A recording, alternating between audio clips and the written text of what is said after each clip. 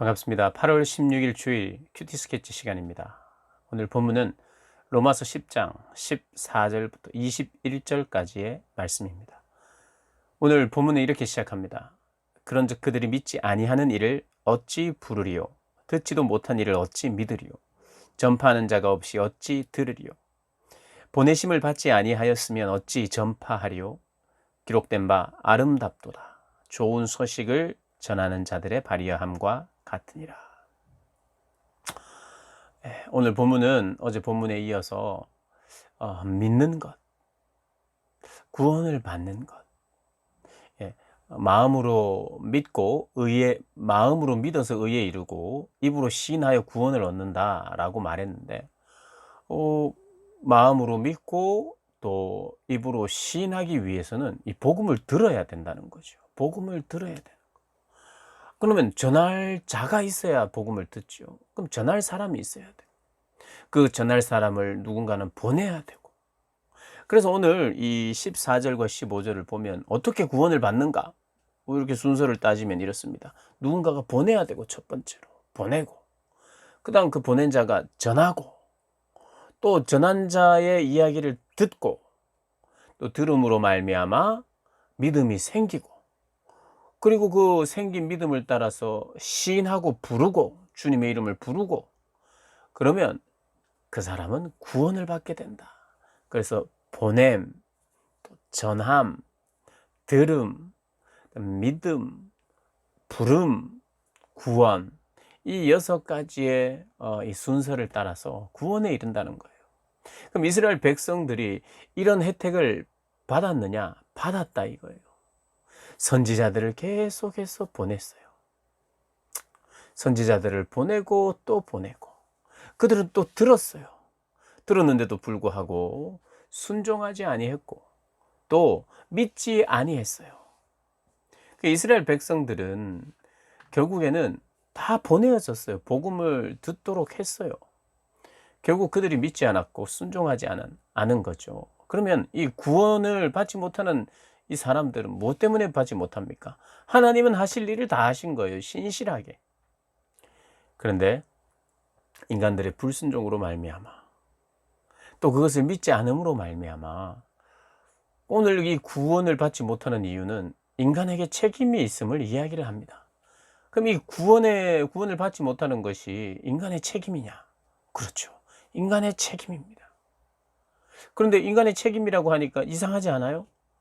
제가 이제까지 절대적으로 하나님의 은혜가 필요하고, 절대적으로 우리는 타락했기 때문에 은혜를 주셔야만 우리가 믿을 수 있는 거죠.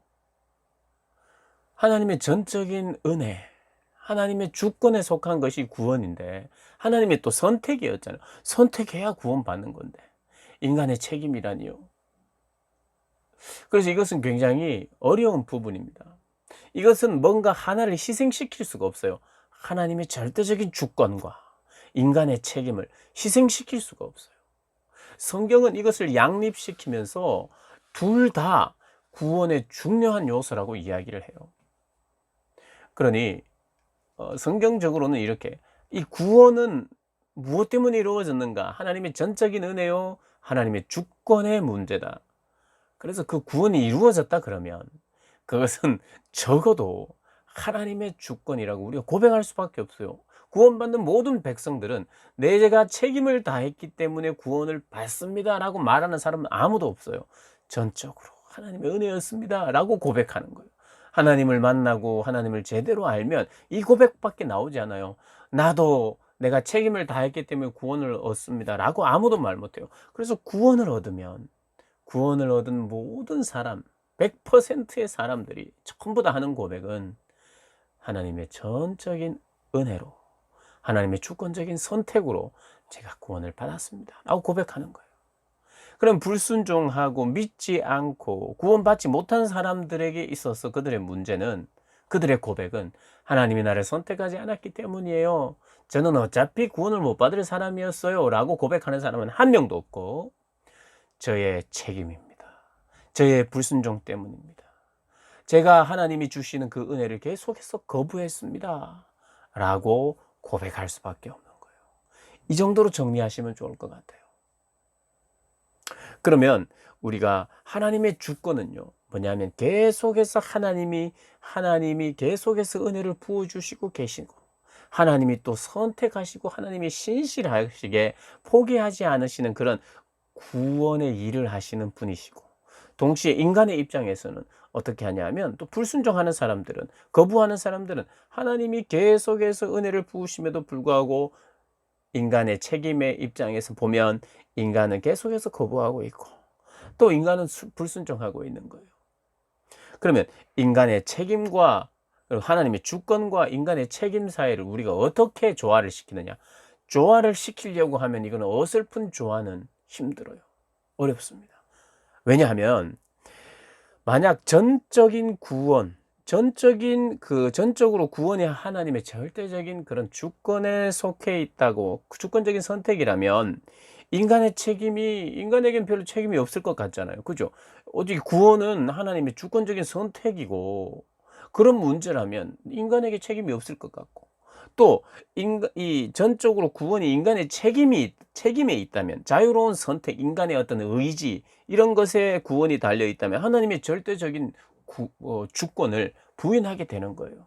그래서 이것을 어설프게 조화를 시키려고 하기보다는 어떤 것 하나도 우리가 희생시키지 않고 긴장, 그리고 보완, 그리고 연관 시키면서 이 구원의 이 진리를 우리가 그대로 다 받아들여야 되는 거예요. 어떤 것이 더 우위에 있다라고 말하면서 우리가 어떤 하나를 희생시키면 안 됩니다. 물론 아까 제가 말씀드렸던 것처럼 인간이 하나님을 향하여 고백할 때는 하나님 전적으로 하나님의 손에 달렸습니다라고 신앙을 고백하는 거예요. 그런데 인간의 구원을 받지 못하고 계속해서 불순종 가운데 있는 것은 전적으로 또 인간의 책임인 것입니다. 죄를 짓는 것은 인간의 책임이에요. 불순종한 것도 인간의 책임입니다. 복음의 그 핵심, 그 그리스도를 정말 들으려고 해야 되고, 또 내가 의지적으로 선택하여 그 복음의 핵심과 본질이 무엇인지 내가 정신을 차리고 듣고 이해하고 깨달아야 되는데, 듣고 깨닫기를 거부하고 집중하지 않는 거죠. 여러분, 이 메시지에 집중하면서 하나님의 그 은혜를 우리가 구해야 됩니다. 그래서요, 이것은 그냥 쉽게 그냥 싹 다가오는 게 아니에요. 우리의 이해 체계로, 우리의 이성적인 어떤 논리적인 체계로 이것을 이해할 수는 없습니다. 불가해요. 어떤 것이 문제인지, 어떤 것이 더 큰 문제인지, 어떤 것이 더 큰 개념인지, 하나님의 주권으로 구원이 이루어지는 거냐, 인간의 책임으로 구원이 이루어지는 거냐, 똑바로 말하세요. 하나님의 주권 때문에 구원이 이루어진다면 인간에겐 책임이 없잖아요 라고 말하고 싶은 것이 우리의 논리적인 한계입니다. 성경은 이것을 다 말하고 있고요. 오늘 본문에는 특별히 이스라엘 백성들의 소수만의 구원은, 이스라엘 백성들이 많은 사람이 구원을 받지 못하고 있는 이유는 다른 이유가 아니다. 그들에게 은혜 받을 만한, 구원 받을 만한 모든 조건을 충족시켜 줬다. 계속해서 선지자들을 보냈고, 듣게 했고, 보게 했고, 그리스도까지 그 땅에 보내셨고, 할 수 있는 모든 것을 했다. 너희들이 불순종했고, 너희들이 믿지 않았다. 너희들의 책임이다 라고 오늘 정확하게 못 받고 있어요. 그럼 인간의 지속적인 그런 불순종이 불순종으로 끝나느냐? 그렇지 않는 게 또 은혜예요. 하나님의 신실하심과 포기하지 않음과 인간의 죄악, 이 사이에 하나님의 또 놀라운 은혜가 있는 거죠. 그래서 우리가 또 묵상하고 또 묵상하고, 하나님의 은혜가 어찌 이리 큰지, 그 묵상하는 가운데 더 깨달음이 더 점점 더 선명해지고, 그걸 생각할수록 우리 은혜 받는 거예요. 내 생각으로, 내 논리로, 내 이성으로 명확하게 나는 정리하고 싶은데 그게 잘 안 될 때, 이것을 양립하는 진리로 우리가 받아들이며 묵상할 때, 그 하나님의 그 신비롭고 놀라운, 우리가 다 측량할 수 없는 그 하나님의 은혜가 이 구원의 내용 안에, 이 복음의 내용 안에 담겨 있다는 것을 우리가 다 알아가게 되는 것이에요. 그래서 오늘 본문은 강조점은 나에게 책임이 있다. 불순종에 책임이 있다. 어떤 것이든 나의 실수나 죄악이나 나의 그 어떤 잘못된 것은 전적으로 100% 나에게 책임이 있다 고백하고, 또 그런 하나님 포기하지 않으시고 우리에게 은혜와 기회를 주시는 하나님이신 것을 우리가 또 믿고 바라보면서 또 소망 가운데 우리가 신앙생활을 하는 거죠. 그렇게 이 복음의 진리를 깨닫고 또 알아가고 감사하고 또 찬양하고 예배하고 또 적용하시는 우리 모든 분들 되시기를 주님의 이름으로 축복합니다.